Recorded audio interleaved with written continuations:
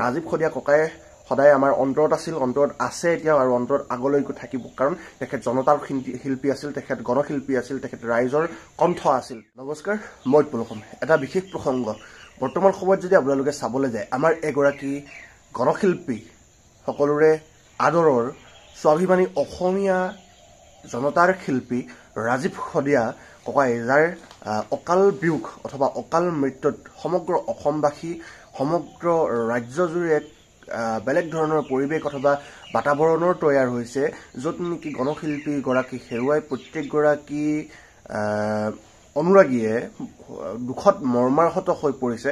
তাৰে সময়ত বিভিন্নজন ৰাজনৈতিক নেতাকে আদি কৰি দল সংগঠন নাইবা বিভিন্নজন শোকবাৰ্তা তেখেতলোকে প্ৰেৰণ কৰিছে আৰু তাৰে লগত সাংবাদিকসকলে, সংবাদকৰ্তাসকলে জুবিন গাৰ্গ, যিজন নেকি নৱপ্ৰজন্মৰ সাৰ্থক বুলি কোৱা হয়, সেইজন ব্যক্তিয়ে ৰাজীৱ খদিয়াৰ বিষয়ে এনেদৰে যে ক'ব পাৰে, আচলতে কি ক'লে আপোনালোকে এবাৰ শুনকচোন।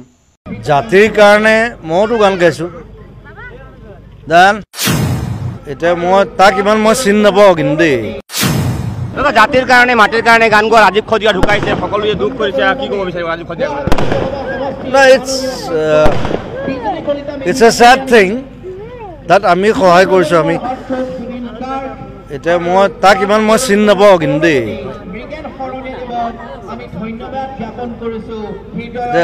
জাতিৰ কাৰণে মইতো গান গাইছোঁ। যি ৰাজীৱ খদিয়াই জুবিন গাৰ্গ মাদক দ্ৰব্য সেৱন কৰি হস্পিটেলৰ বেডত পৰি থকাৰ সময়ত ফেচবুক পোষ্টৰ যোগে শোকবাৰ্তা প্ৰেৰণ কৰিছিল যে সোনকালেই সুস্থ হৈ উঠক, ভগৱানৰ ওচৰত তাইৰ প্ৰাৰ্থনা কৰিলোঁ। মই আপোনালোকক এই ভিডিঅ'টোত সেই ফেচবুক পোষ্টটো লগাই দিছোঁ, আপোনালোকে চাই লওক। আৰু সেইজন জুবিন গাৰ্গে এতিয়া ৰাজীৱ খদিয়াৰ এনে মৰ্মাহত খবৰৰ সময়ত চিনি নাপাওঁ বুলি কোৱাটো অতিকৈ ধিক্কাৰজনক আৰু অতিকৈ লজ্জাজনক কথা। ইয়াৰ পৰা এটা কথা স্পষ্ট ৰূপত ক'ব পৰা যায় যে জুবিন গাৰ্গৰ যি এই মন্তব্য আচলতে গ্ৰহণযোগ্য নহয় বুলি এই কাৰণেই ক'ম যে ৰাজীৱ খদিয়া আছিল এগৰাকী গণশিল্পী, ৰাজীৱ খদিয়া আছিল এগৰাকী ৰাইজৰ শিল্পী, ৰাজীৱ খদিয়া আছিল এগৰাকী জনতাৰ প্ৰতিবাদৰ কণ্ঠ, যাৰ কণ্ঠত আচলতে কণ্ঠৰে গীত শুনিবৰ কাৰণে উদাৰ হৈ আছিল, অধীৰ আগ্ৰহেৰে ৰৈ আছিল অনুৰাগীসকল। এক কথাত ক'বলৈ গ'লে জুবিন গাৰ্গৰ যি আদৰ্শ বা ৰাজীৱ খদিয়াৰ আদৰ্শ আকাশ পাতাল পাৰ্থক্য। এটা কথাই ক'ব বিচাৰিম, জুবিন গাৰ্গক বেয়া পাওঁ বুলি ক'বলৈ যোৱা নাই, কিন্তু জুবিন গাৰ্গৰ গানবিলাক ভাল পাওঁ। গানবিলাকৰ যিটো আচলতে সোৱাদ, সেই সোৱাদটো বেলেগ ধৰণৰ, কিন্তু তেখেতৰ যিবিলাক ভাষ্য, যিবিলাক কথা তেখেতে যিবিলাক মন্তব্য ৰাখে, সেই মন্তব্যবিলাক কিন্তু অকণমানো গ্ৰহণযোগ্য নহয়।